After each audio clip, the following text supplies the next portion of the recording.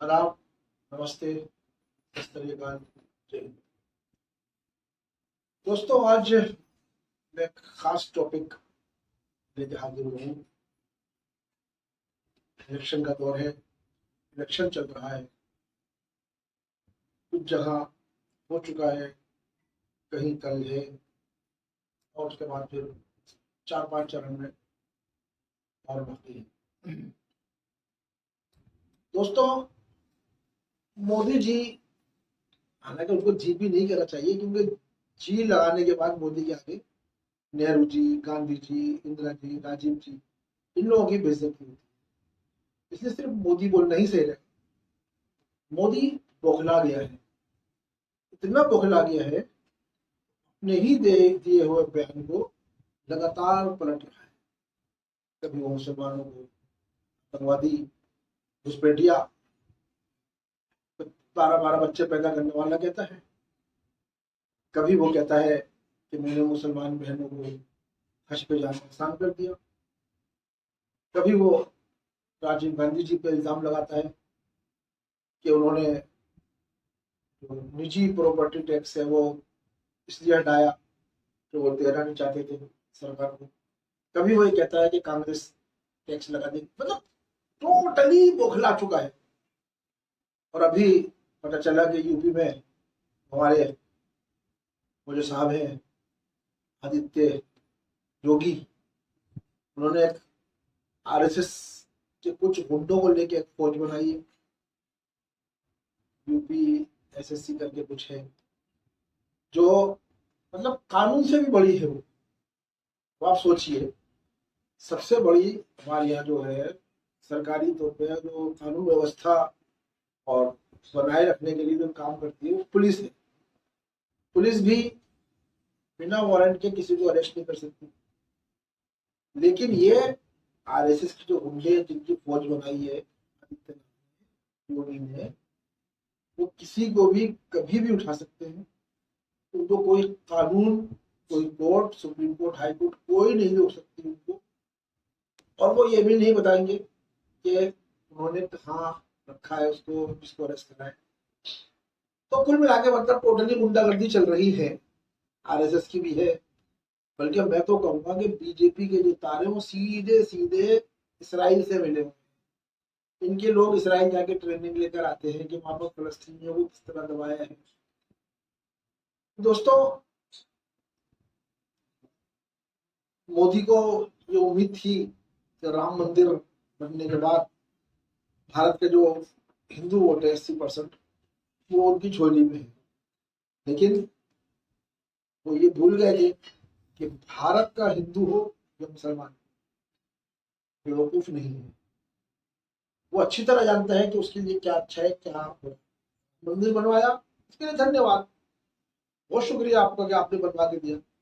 लेकिन अगर आप ये चाहें कि आप उस राम मंदिर की आड़ में अपनी गुंडागर्दी फैलाएं, अपने कुछ लोगों को आप फायदा पहुंचाएं।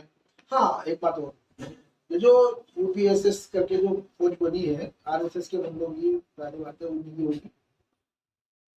ये असल में माइनॉरिटी को या किसी को दबाने के लिए नहीं है। हम तो वैसे दबे हुए हैं। तो पुलिस वालों को डंडा लेकर आता है, उससे भी डरते हैं हम तो। हमें नहीं डरा। ये डराने के लिए है अडानी और अंबानी की मुखालफत करने वाले लोगों को। जो किसान अडानी और अंबानी को अपना अनाज नहीं बेचेंगे, अपनी जमीन नहीं बेचेंगे, अपनी खेती नहीं बेचेंगे, उनके खिलाफ ये गुंडे काम करेंगे। जो मजदूर यूनियन, जो मजदूर अपनी फैक्ट्रियों में, बड़ी बड़ी की अडानी और अंबानी की फैक्ट्रियां ले गई हैं, इन लोगों की फैक्ट्रियों में यूनियन बनाने की कोशिश करेंगे या उनसे अपना हक मांगने की कोशिश करेंगे, उनके खिलाफ ये गुंडागर्दी होगी। शेड्यूल कास्ट, शेड्यूल ट्राइब, आदिवासी अगर आवाज उठाएंगे, उनके खिलाफ ये फौज काम करेगी। तो टोटली मतलब ये तरीके से ये 4-5 लोग हैं, उनको उनके लिए काम करेगी ये फौज। और साथ में आदित्य पटोले, आदित्यनाथ योगी, उसके लिए भी काम करेगी। मैं कह रहा था कि भारत की आवाम इतनी बेवकूफ नहीं है कि वो अच्छा बुरा ना समझे। उनको सब नजर आ रहा है कि 10 साल में क्या करा है मोदी ने और किस तरह लूटा है। गाय का गोश्त बेचने वालों तक से चंदा खा लिया इस आदमी ने, हद होती है बगैर की। फिर कहता है कि साहब वो जो है बिहार में वो खा रहे हैं मछली, मांस मछली खा रहे हैं। भाई तुम्हारे अपने कितने लोग खा रहे हैं भाई? खैर ये अलग मसला है।